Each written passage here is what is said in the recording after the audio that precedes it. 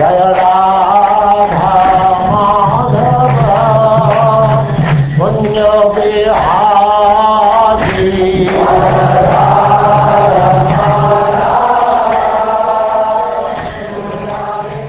And now we begin the 7th canto, chapter 1.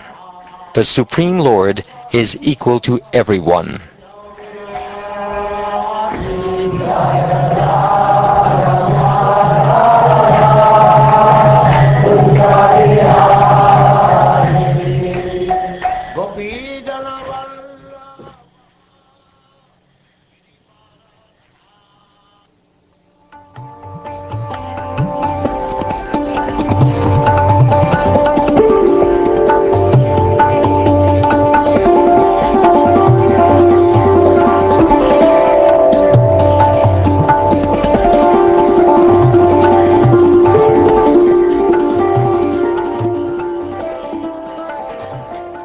King Purikid inquired, "My dear Brahman, the Supreme Personality of Godhead, Vishnu, being everyone's well-wisher, is equal and extremely dear to everyone.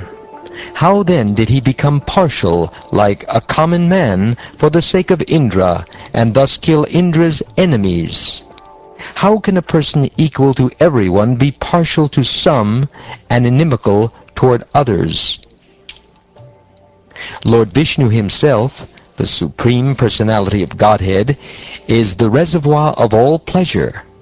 Therefore, what benefit would he derive from siding with the demigods? What interest would he fulfill in this way? Since the Lord is transcendental, why should he fear the Asuras, and how could he be envious of them?" O greatly fortunate and learned Brahman, whether Narayan is partial or impartial has become a subject of great doubt. Kindly dispel my doubt with positive evidence that Narayan is always neutral and equal to everyone. My dear King, you have put before me an excellent question. Discourses concerning the activities of the Lord, in which the glories of his devotees are also found, are extremely pleasing to devotees. Such wonderful topics always counteract the miseries of the materialistic way of life. Therefore, great sages like Narada always speak upon Srimad Bhagavatam, because it gives one the facility to hear and chant about the wonderful activities of the Lord. Let me offer my respectful obeisances unto Srila Vyasadeva, and then begin describing topics concerning the activities of Lord Hari. The Supreme Personality of Godhead, Vishnu, is always transcendental to material qualities, and therefore he is called Nirguna, or without qualities. Because he is unborn, he does not have a material body to be subjected to attachment and hatred. Although the Lord is always above material existence, through his spiritual potency he appeared and acted like an ordinary human being, accepting duties and obligations, apparently like a conditioned soul. My dear King Purikid, the material qualities, Sattvaguna, Rajoguna, and Tamoguna, all belong to the material world and do not even touch the Supreme Personality of Godhead. These three gunas cannot act by increasing or decreasing simultaneously. When the quality of goodness is prominent, the sages and demigods flourish with the help of that quality, with which they are infused and surcharged by the Supreme Lord. Similarly, when the mode of passion is prominent, the demons flourish, and when ignorance is prominent, the yakshas and rakshasas flourish. The Supreme Personality of Godhead is present in everyone's heart, fostering the reactions of Sattvaguna, Rajoguna, and Tamoguna. The all-pervading Personality of Godhead exists within the heart of every living being, and an expert thinker can perceive how he is present there to a large or small extent. Just as one can understand the supply of fire in wood, the water in a water pot, or the sky within a pot, one can understand whether a living entity is a demon or a demigod by understanding that living entity's devotional performances. A thoughtful man can understand how much a person is favored by the Supreme Lord by seeing his actions. When the Supreme Personality of Godhead creates different types of bodies, offering a particular body to each living entity according to his character and fruitive actions, the Lord revives all the qualities of material nature, Sattvaguna, Rajoguna, and Tamoguna. Then, as the Supersoul, he enters each body and influences the qualities of creation, maintenance, and annihilation, using Sattvaguna for maintenance, Rajoguna for creation, and Tamoguna for annihilation. O great King, the Supreme Personality of Godhead, the controller of the material and spiritual energies, who is certainly the creator of the entire cosmos, creates the time factor to allow the material energy and the living entity to act within the limits of time. Thus, the Supreme Personality of Godhead is never under the time factor, nor under the material energy. O King, this time factor enhances the Sattvaguna. Thus, although the Supreme Lord is the controller, he favors the demigods, who are mostly situated in Sattvaguna. Then the demons, who are influenced by Tamoguna, are annihilated. The Supreme Lord induces the time factor to act in different ways, but he is never partial. Rather, his activities are glorious. Therefore, he is called Urushrava. Formerly, O King, when Maharaj Yudhishthir was performing the Rajasuya sacrifice, the great sage Narada, responding to his inquiry, recited historical facts showing how the Supreme Personality of Godhead is always impartial, even when killing demons. In this regard, he gave a vivid example. O King, at the Rajasuya sacrifice, Maharaj Yudhishthir, the son of Maharaj Pandu, personally saw Shishupal merge into the body of the Supreme Lord Krishna. Therefore, struck with wonder, he inquired about the reason for this from the great sage Narada, who was seated there. While he inquired, all the sages present also heard him ask his question. Maharaj Yudhishthir inquired, It is very wonderful that the demon Shishupal merged into the body of the Supreme Personality of Godhead, even though extremely envious. This Sayujya Mukti is impossible to attain even for great transcendentalists. How then did the enemy of the Lord attain it? O great sage, we are all eager to know the cause for this mercy of the Lord. I have heard that formerly a king named Vena blasphemed the Supreme Personality of Godhead, and that all the Brahmins consequently obliged him to go to hell. Shishupal should also have been sent to hell. How then did he merge into the Lord's existence? From the very beginning of his childhood, when he could not even speak properly, Shishupal, the most sinful son of Damagosh, began blaspheming the Lord, and he continued to be envious of Sri Krishna until death. Similarly, his brother Dantavakra continued the same habits. Although these two men, Shishupal and Dantavakra, repeatedly blasphemed the Supreme Personality of Godhead, Lord Vishnu or Krishna, the Supreme Brahman, they were quite healthy. Indeed, their tongues were not attacked by white leprosy, nor did they enter the darkest region of hellish life. We are certainly most surprised by this. How was it possible for Shishupal and Dantavakra, in the presence of many exalted persons, to enter very easily into the body of Krishna, whose nature is difficult to attain. This matter is undoubtedly very wonderful. Indeed, my intelligence has become disturbed, just as the flame of a candle is disturbed by a blowing wind. O Narad Muni, you know everything. Kindly let me know the cause of this wonderful event.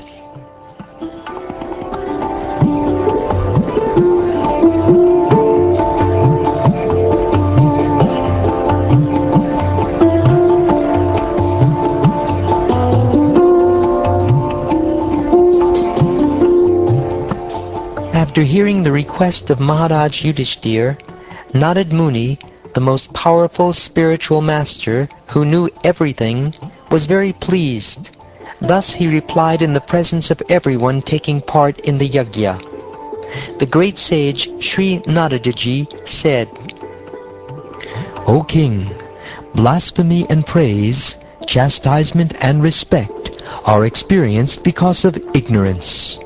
The body of the conditioned soul is planned by the Lord for suffering in the material world through the agency of the external energy.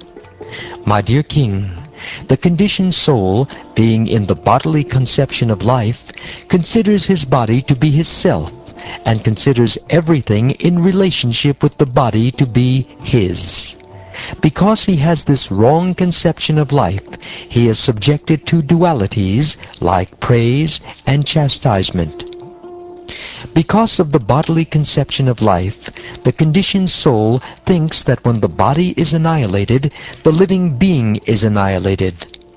Lord Vishnu, the Supreme Personality of Godhead, is the Supreme Controller, the Supersoul of all living entities. Because he has no material body, he has no false conception of I and mine. It is therefore incorrect to think that he feels pleasure or pain when blasphemed or offered prayers. This is impossible for him. Thus he has no enemy and no friend. When he chastises the demons, it is for their good. And when he accepts the prayers of the devotees, it is for their good. He is affected neither by prayers nor by blasphemy. Therefore, by enmity or by devotional service, by fear, by affection, or by lusty desire, by all of these or any one of them, if a conditioned soul somehow or other concentrates his mind upon the Lord, the result is the same. For the Lord, because of his blissful position, is never affected by enmity or friendship. By devotional service, one cannot achieve such intense absorption in thought of the Supreme Personality of Godhead as one can through enmity toward him. That is my opinion. A grassworm confined in a hole of a wall by a bee always thinks of the bee in fear and enmity, and later becomes a bee simply because of such remembrance.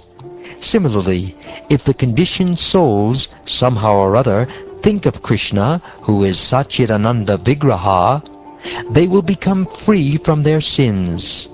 Whether thinking of him as their worshipable Lord or as an enemy, because of constantly thinking of him, they will regain their spiritual bodies. Many persons have attained liberation simply by thinking of Krishna with great attention and giving up sinful activities. This great attention may be due to lusty desires, inimical feelings, fear, affection, or devotional service. I shall now explain how one receives Krishna's mercy simply by concentrating one's mind upon him. My dear King Yudhishthir, the gopis by their lusty desires, Kamsa by his fear, Shishupal and other kings by envy, the Yadus by their familial relationship with Krishna, you Pandavas by your great affection for Krishna, and we, the general devotees, by our devotional service, have obtained the mercy of Krishna. Somehow or other, one must consider the form of Krishna very seriously. Then, by one of the 5 different processes mentioned above, one can return home back to Godhead. Atheists like King Vena, however, being unable to think of Krishna's form in any of these 5 ways, cannot attain salvation. Therefore, one must somehow think of Krishna, whether in a friendly way or inimically. O best of the Pandavas, your 2 cousins, Shishupal and Dantavakra, the sons of your maternal aunt, were formerly associates of Lord Vishnu, but because they were cursed by Brahmins, they fell from Vaikuntha to this material world. Maharaj Yudhishthir inquired, What kind of great curse could affect even liberated Vishnu Bhaktas? And what sort of person could curse even the Lord's associates? For unflinching devotees of the Lord to fall again to this material world is impossible. I cannot believe this. The bodies of the inhabitants of Vaikuntha are completely spiritual, having nothing to do with the material body, senses, or life air. Therefore, kindly explain how associates of the personality of Godhead were cursed to descend in material bodies like ordinary persons.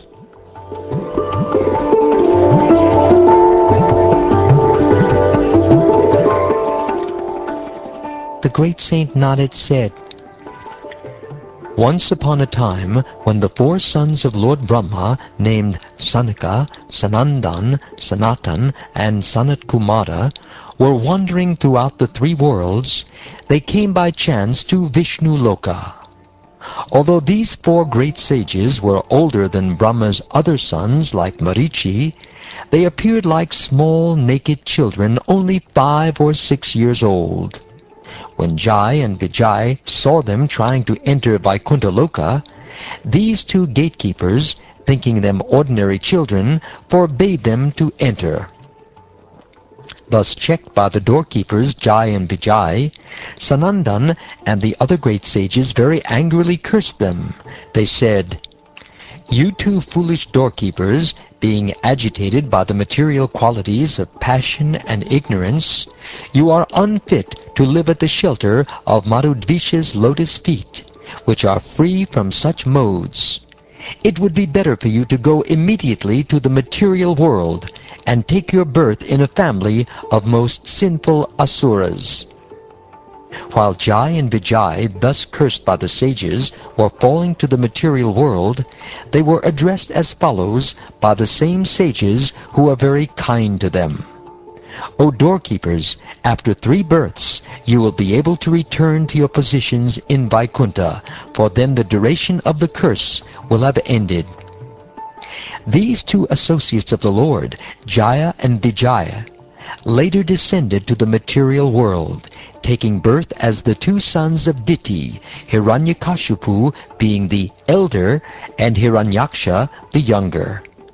They were very much respected by the Daityas and Danavas, or the demoniac species. Appearing as Nrsingadev, the Supreme Personality of Godhead, Sri Hari, killed Hiranyakashipu.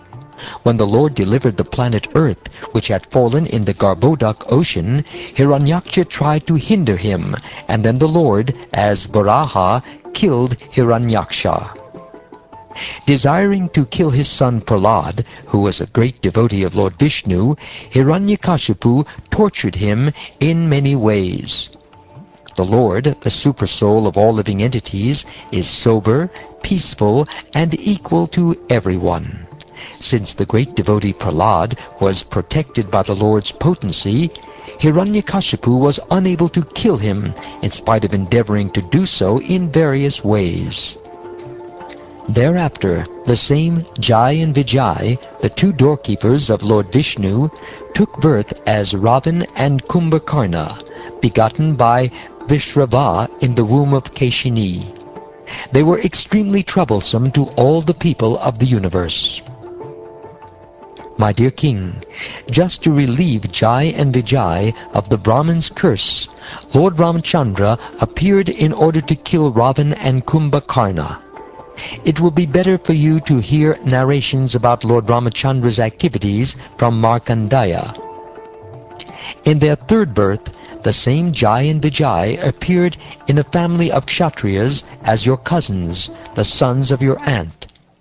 Because Lord Krishna has struck them with his disc, all their sinful reactions have been destroyed, and now they are free from the curse.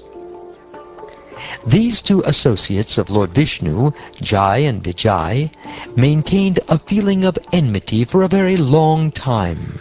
Because of always thinking of Krishna in this way, they regained the shelter of the Lord, having returned home back to Godhead. O my Lord, Narad Muni, why was there such enmity between Hiranyakashipu and his beloved son Prahlad Maharaj? How did Prahlad Maharaj become such a great devotee of Lord Krishna? Kindly explain this to me.